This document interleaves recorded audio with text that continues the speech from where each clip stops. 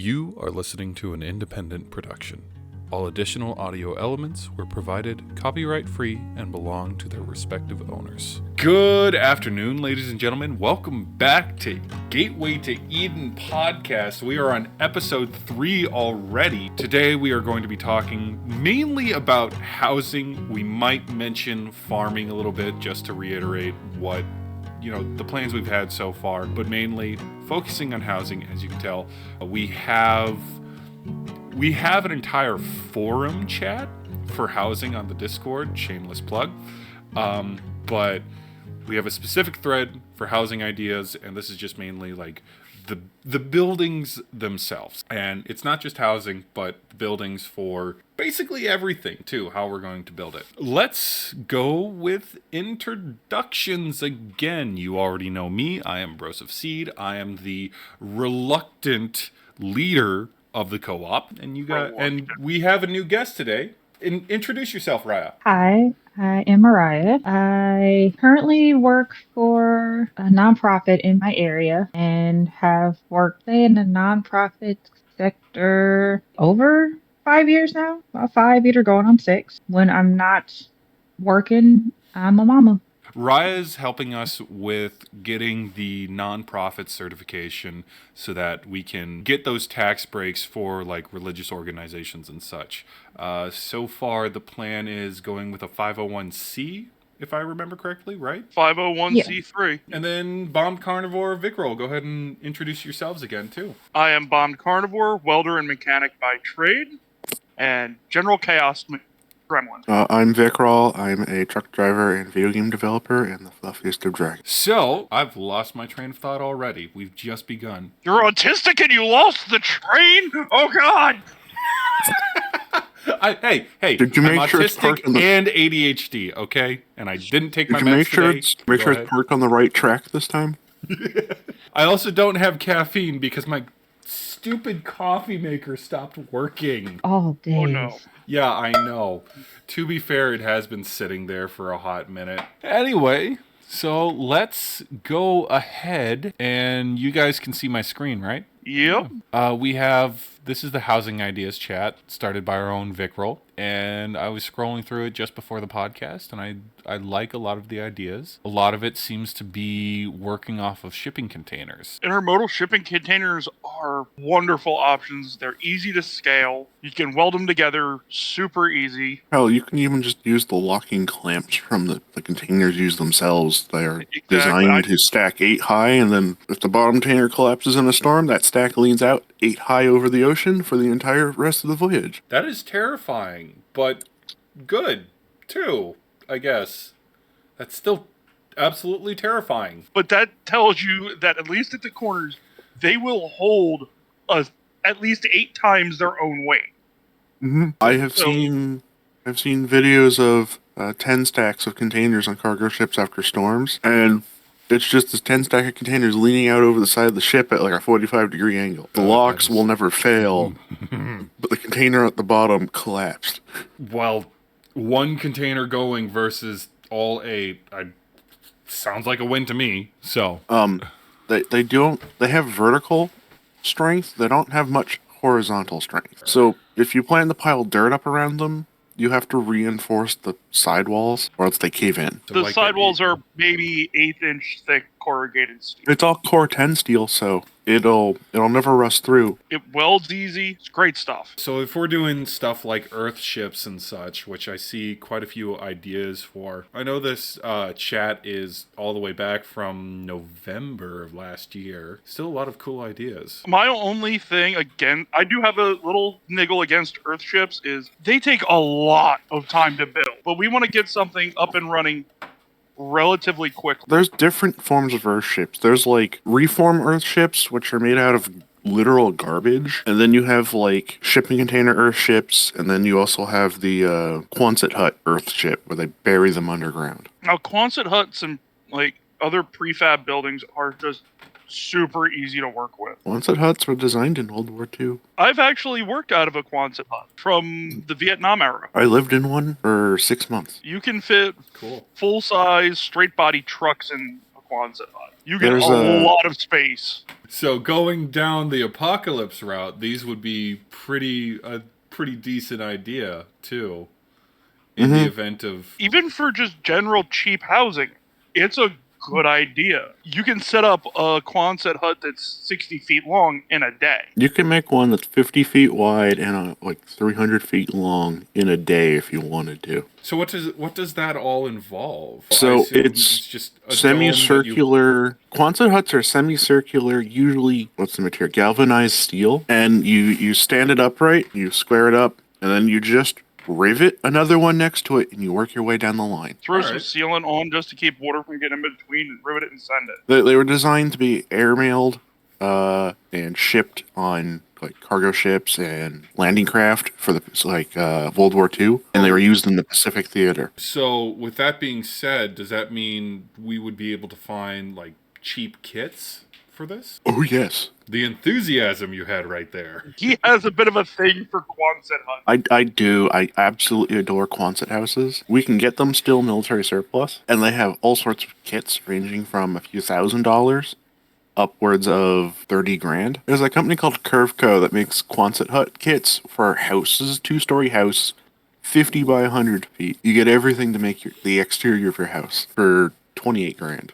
How difficult do you think it would be to model these after the Hobbit holes? I've seen a few, so probably not hard. The hard part would be the round doors. I mean, that image in the bottom right of that image set I sent, that's an entire apartment building. That was just the only image I could find of it. But you walk in, and it just sort of branches off into a whole bunch of different underground Quonset huts. Oh, I like that. That are like 400 feet long and have a whole bunch of units inside of them. This would be great for either just single people to turn it into a multi-family residence. Turn them into apartment buildings. That does remind me of the first time around that I was talking about all of this stuff. To specifically talk about apartment buildings, I had an idea for emancipated teenagers who, essentially were kicked out or disowned from their families and having a somewhat pseudo apartment building for them so that, they still get their independence that they wanted, but they still have something to fall back on. I can tell you for sure there are housing grants for that. How long will they'll be available for? I don't. Good Yeah, point. that I'm not sure. So it might, if we can't do federally, you can probably do state. Because I know one of my old companies I worked for, since federally youth is considered, I think, 18 to 24. So you could probably team up with either Department of Children and Family Services or CPS programs, because once those kids really turn 18, they're normally not in foster care anymore. So we can provide a place for housing for them. Housing. Sweet. And with the rest of the co-op, not only just housing, job training, get some idea of a whole bunch of different trades that they could try their hand at. And probably also look into LGBTQIA grants as well for housing. I know for sure there are housing for people living with HIV statuses. That is a huge housing need. Oh, I didn't even know of that. The things you don't find out when you're a sheltered white kid. I should say. I'm glad we finally added some color to these monochromatic proceedings. But that's good. That's some extra funding for building the initial parts of the co-op to build. Now, if you do a Quonset hut Earthship, you can significantly reduce the time that's required, unlike the recycled tire ones. Yeah. Because now you don't have to basically hand pack the earth into each and every tire. You can use heavy equipment to build up the vast majority of the earth around it. And if you notice, the ones that are wrapped in concrete, those ones are going pretty deep underground. But if, say, right now it's the top right picture, they've just piled dirt up on the sides of their Quonset hut, and that's a huge bonus to insulation. So essentially, Quonset hut is a quick way of doing an Earthship type deal. Plus, though you do forego windows. You can still pretty easily do windows on either end. Yeah, no, you can do windows on the ends. So a lot of Quonset huts, like in my area, I've gotten to do tours of them. Their bedrooms are at the ends. Because of the So they have a hallway off on one side. So the bedrooms have windows, and then the kitchen, bathrooms, and stuff have ceiling lights. They all run like Basically, it looks like giant magnifying glass windows, so the light comes in, bounces off of a chrome inner tube, and then spreads out in the room. The Traveling Gamer says, can get windows on the end, but the inner rooms could run, for lack of a better word, a TV screen instead of the outside. So I've been watching the series Silo, and that's basically what they have. Moving on from there, so I love the Quonset hut idea. I love the shipping container idea. And we could do both kind of at the same time. If you scroll to the bottom, I linked a picture of both at the same time. Oh, there we go. For more industrial kind of uses. And we could use those as, like you were saying, sheds for heavy equipment and such. And you can still use the intermodal shipping containers as storage themselves. You've just now added a roof between them, so you've got a dry place to pile big stuff. And if it works, it works. But at the same time, I would still like some form of quote-unquote normal housing. You mean like a hobo house? Not the squatter. But like, where is it? Like an actual wooden barn building and such for like the event center, the kitchen. No, scroll down one picture. Go down one picture below that. Like community center. This guy? This one? There, that one. We need that one. Yeah, I think of it as the community center instead of because it's going to be used for meetings, religious purposes, weddings, if we do weddings. The kitchen, gathering hall, movie nights, the whole shebang. The cantina. Or even catering as a income source. And then speaking of shipping containers with a roof in between them. Like, I love the look of this. This is great. That would work great for somebody's house. I think above that, I posted a picture of a container home. That's a double stack office containers. They're already set up as like human spaces that you can occupy. That was basically my office when I was working on the solar side. They're really good. Like, if you get used them, that's a really good option because a lot of the stuff you'd want to do to convert shipping container into a small home has already been done. Yeah, like you've already got insulation. You've got at least some power. H2O. You've got some windows, some HVAC. It's already going to be a fairly comfortable space to exist inside. We would have to make some modifications for, say, I talked this over with someone else who does a lot of architecture work. We can make like the ground floor units handicapped accessible, meet the ADA standards, and then the second floor units wouldn't be as ADA compliant, like wheelchair accessible, until we can afford to put in elevators. And we could probably even get funding for that through HUD. So shipping containers are essentially going to be our bread and butter. That's if if we move into somewhere where like a set up town, they might have rules against shipping containers. But if we get rural remote property, there's usually never any building code. So we would be able to do containers.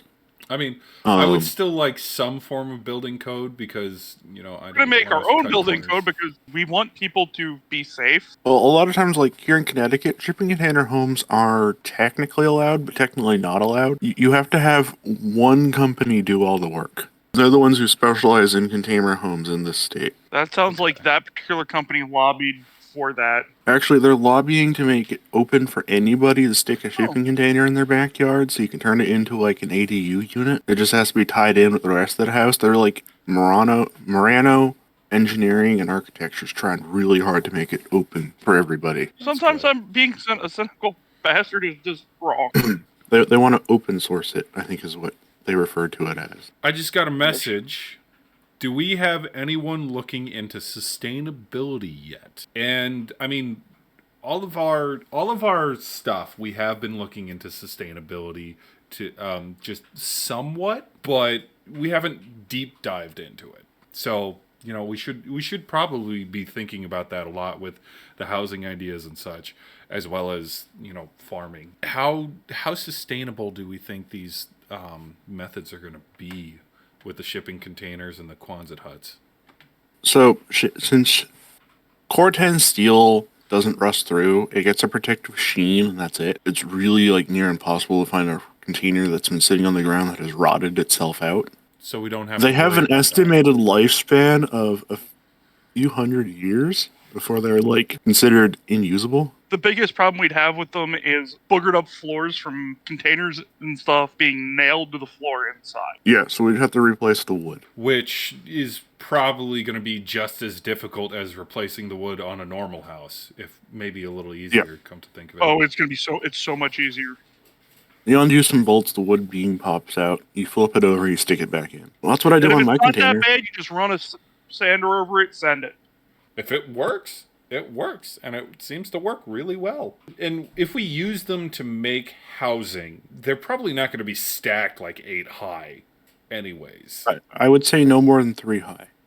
And because the environments we're looking at building them in, I'm going to suggest throwing a sloped roof on, just so that way when it snows, you can get all the snow off. One of the ideas I had, and I don't know how doable it is at first arrival, is 2 28-footers stacked high with a gap in the middle, and then you A-frame a roof over them, so you get parking for, say, 2 cars or a car in the middle. Kind of like the one in the picture, but instead of it having that step in the roof, it's just straight angle all the way out to the sides. And what you could do with that is, instead of having like a little community, you just have that for parking in the middle, and you'd have a single family residence on either side, like a single person residence on either side. One of the other ideas I talked with someone was we do 53-foot on the bottom, 28-footers on top, and then a roof over them, so you now have parking for like 2 or 3 cars, like 4 cars, one in front of the other on either side. All right, so let's build the one from in the game. Let's get a cease and desist from Ubisoft. Yes. Woo! Let's do it. I mean, they'll be going out of business next week anyway. But somebody will buy up the Far Cry property. Well, unfortunately, we couldn't ask Ubisoft for money to help build a commune. Well, not commune. Let me say co-op, not commune. Co-op. Community. That co-op. may be loosely based on their game. I think Ubisoft would sue us into oblivion because they're like a super far right company. And yet they made Far Cry 5? I don't think we'd want their money anyway, just because of the accusations that have been... Fair. And also, to be fair, Far Cry 5 and the entire Far Cry game has been done, if I remember correctly, it's from Ubisoft Montreal in Canada. Yep. So, and they're a left-leaning side of Ubisoft. Ubisoft HQ is like, they're going to, kiss Donald Trump's shoes if he breathes in their direction. It's okay, Kyoko. I am thoroughly confused as well. I have been confused this whole time. Not a single moment of me being Bros of Seed has made any sense at all. It's made perfect sense if you don't think about it. Don't think about it too hard. I can't complain, though. I really can't complain because becoming popular on TikTok is the reason why I went to college for film school in the first place. Well, one of the reasons. You went to college just to become popular on TikTok? No, I got popular on TikTok and then I went to college. That's what happened. Getting popular on TikTok, people enjoying my videos, that got me to go, hey, I like filmmaking again. And so I went so far into it, I went to college for it. Obviously, it's not the only reason. My brother was also going to college, was signing up for college at the same time. And I'm like, you know what? I still have the GI Bill, so full send. Might as well use it. Might as well use it. And guess what? I graduated yesterday. Graduation ceremony was literally yesterday. I think I speak for everyone when I say we're very proud of that. Thank you. Yeah. Congratulations. Congrats on not going into crippling debt, too. My the GI Bill only covered 80%, so there's still $20,000 that I still have to pay for. You're doing better than most of us in America right now. I know, but at the same time... I still owe a crap ton of money, and that's nothing compared to my best friend who went to college to be a meteorologist and knows like $210,000, and he's paid off $100,000, he still owes $200,000. Rebuke the federal loan people that call our house. Like, are you so-and-so? No, I have no idea who you're looking for. Never heard of them. You sure you got the right number? No habla inglés. And then ICE shows up at your house 2 days later going, oh, you're looking for the person down the road. He moved out last week. What are you talking about, bud? Oh, Everyone's giving me congratulations. I appreciate it, everybody. Thank you so much. We're horrible. We're horrible. I'm definitely going to hell for that. It's okay. I'll come Legally visit you. skipping there. You're They've fine. got a throne waiting for me. Bro, I've been a furry since 1999. I'm going to hell anyways. All the cool people are going to hell. Why would I want to go anywhere? I mean, hell's Yeah, already heaven frozen sounds over, boring. so I'm fine. I know the Eagles won the Super Bowl 8 years ago. Oh, bro, one of my Discord groups, they are called their Church of the All-Knowing Duck. They are actually big fans of you, so they wanted me to tell you hello. Hello, Church of the what? Church of the what? All-knowing Um, duck. Yes. Hello, Are they Church of the illegally in All-Knowing church? Duck. Thank you. Thank you for being big fans of me. Holy crap. I wasn't expecting to have fans like that. Send them our Discord link. I will. Oh, we're just growing bigger and bigger. That's a good thing. Yeah, it is. Yoko's like, a hell's frozen over. I'll bring the blankets and hot cocoa. For the love of all that is ducking holy. We're gonna make so many bad jokes about that. I am sorry in advance. It'll be You're not clackers. sorry. You're going to enjoy every second of it. They probably will too. All right, so back on topic. We went on a bit of a tangent there. Back on topic. So we have Quonset huts.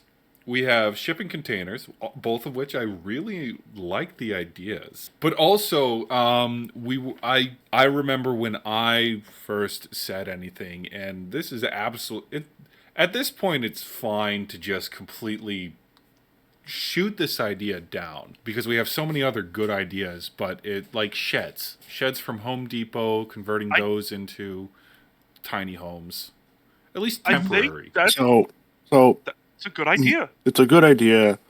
Only opposition I have is they're fine if you want to spend a weekend or a few days, but if you want to live for a few months while we set up permanent housing, it's not fun. Yeah, I figured they would be great for like the first group that shows up and gets to work setting everything up so we can bring more people in because we can get that set up in kind of a pretty short time.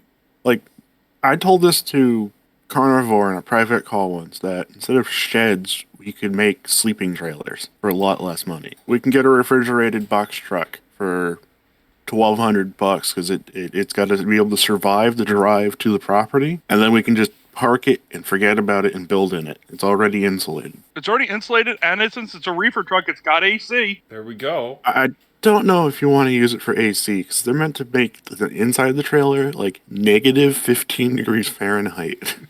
Cold. You want it warmer? Okay, so but it like regardless the first group, and I'm no stranger to roughing it myself for a decent amount of time, like weeks, maybe not months, but weeks. I've some experience doing backpacking. I was in the Boy Scouts. So it just Yeah, I've but got like remote wilderness survival training already. but regardless, like the first group is really going to be roughing it. Really At going least to be for a roughing few it. months. So Yeah. for a few months, however long it takes to start getting communal housing or like you said, plumbing, just building it in the first place. Whoever's going to be doing that, and I'm including myself in there because I want to be boots on the ground. I want myself to be boots on the ground ASAP with this if I'm building. I figure I'd be there from day one just because you're going to need somebody to fix the machines. I'm not going to sit in my own house twiddling my thumbs waiting for this to be done. No, I'm going to be out there helping you. I may not be the best builder. I'm not going to pretend that I am, but I'm going to help. And it's going to be a lot of long, hard days. I don't want anybody coming to this thinking it's going to be all rainbows and sunshine right off the bat. This is going to be a lot of work. We're looking at thousands and thousands and thousands of man hours for the first probably few years before we're set up into something that's sustainable. So don't want to scare anybody off, but it's also, this is something everybody should be coming into with both eyes open, understanding. Yeah, exactly. It's gonna be hard. It's not to scare people off, like you said. It is, you need to, if you're going to do this, you need to be prepared. And we'll help you be prepared, but you still need to be prepared mentally, physically, all of that. And it's going to be like, I'm figuring like 80-hour weeks. Like, it's going to be really hard. We'll be going into land that has never been touched or hasn't been touched in 100 years. Unless it's something like that one that you found, Vic Roll, that was already a farm. So You're talking about the Marlboro location? There's nothing on that. That was a farm. It was a farm. And it was bulldozed. Yeah. They got rid of the farm part. And then where is it? I forget who. I don't have the Discord up right now, but someone sent a bunch of, like glamping tents and such, which, that's not a bad idea either. But like I said, we're going to be roughing it. So sleeping in not a bad tent. idea, but if you're not from New England or not from the Northeast, I don't think tents are going to be viable. They're great if you want to go out camping. Yeah, not if you're living on site. But since you mentioned glamping tents, the ADHD kicked in tangential tent yurt. And actually, yurts are basically wood frame tents that are big enough to have a wood-fired stove in, and they're built on wooden platforms. And they're built for the tundra. The other idea I got from Silver the Fox from what I've seen, is we could get canvas military squad tents. Yeah, we could set it up like Boy Scout camp tents. Which is like wood platform with a canvas tent on top and bunking room for a bunch of people. I think also my film degree coming into play here, I think we'll do a lot of documentation too of what we're doing. So. That would be great. I threw up a picture of one of the tents that I'm familiar with from scout camping. It's not fun. Oh, I remember that tent. Yeah, we're not doing that. They're all military surplus. I remember that tent too. I didn't do it in camping though. I remember that tent looking down through the slats and seeing a skunk. I'm thinking like a USGI general purpose. That's probably closer to what I was using because I was in the Navy. But I did take a course that involved this kind of camping. And this was after I did boot camp. This was in South Carolina, so I was in tent like that in the middle of the South Carolina swamps. That was fun. Hated it. Absolutely hated it, but that's the military for you. I don't know what I was Vic looking just for. went to another tent. USGI General Purpose Large Tent. So that was the one we used in like Vietnam War. This is the modern version. Easy to set up. Oh, there we go. I like that one a little bit better. That is a Quonset hut tent, and that's what like the modern interpretation is. Cool. Sets up in the military says if you're a skilled Cree, set them up in 30 minutes. And that's something we can get as military surplus, right? Yep. Good. What's the ballpark price on them? That one in particular is surplus out of California. $3,000 with no liner, $5,000 with the liner. Okay, I think we would want the liner. Yeah. And it's a air beam tent. Okay. So with the liner, here's where I buy the tents I use.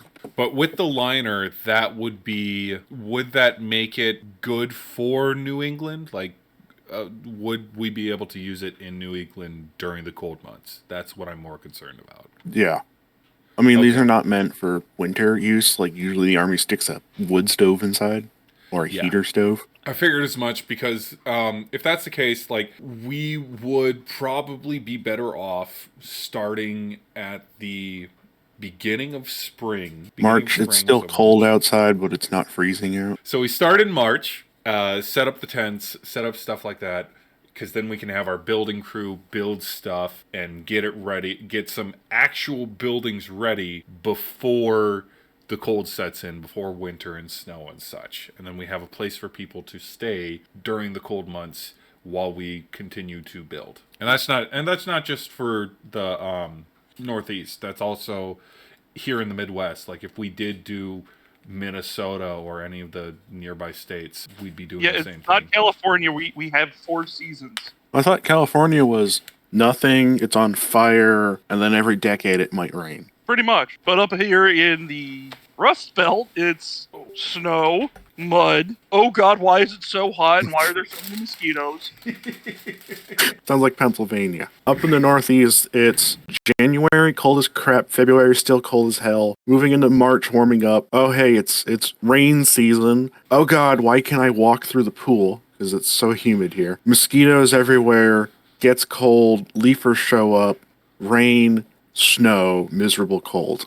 And then here in Minnesota, it's all 4 seasons in a single week, if not a day. That is the Midwest in a nutshell. There's literally a blizzard going on outside right as we speak. Please keep that blizzard up near you. I don't need it near me. Give it to me. I want more snow days. I couldn't control it if I tried. I'm sorry. What? You mean you don't have control of HARP, the weather control device? No, I don't. If you think I would let there be 3 inches of snow outside if I did? Yes, because you want to make everyone else suffer through 3 inches of snow. It was literally a couple days ago. It was this weird. Hold on. Release me! Ugh. Someone just did a Listen sound to the old alert. man I stand forgot up. to turn that off. King Duck played Release Me. Thank you, King Duck. So literally a couple of days ago, it was this perfect mix of rain and cold that the moment it touched the streets, it was ice. At my work, all of the cargo vans that we use are rear wheel drive.